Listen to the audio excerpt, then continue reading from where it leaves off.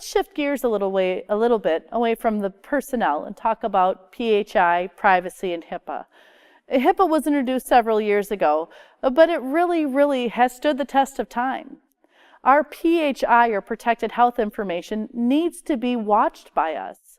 Charts or devices need to be secured at all times. If you work off a tablet or a laptop, make sure you log out when you're not with it.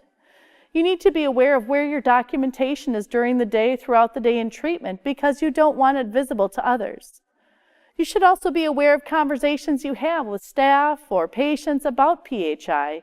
Perhaps you work in a nursing home or assisted living, when you're out on the unit or in the hospital or in treatment areas.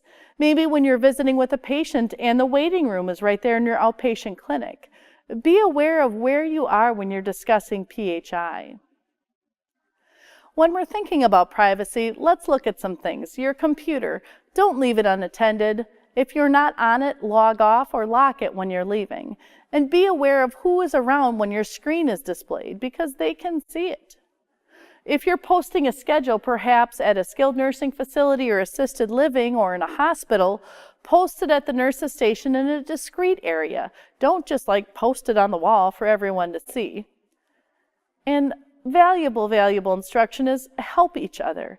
If you observe a potential violation, just point it out to your coworker and try to help them and just say, hey, you might want to keep your voice down a little bit. They can really hear you out in the waiting room, or so-and-so is eavesdropping. You might just want to lower your voice or go into another area.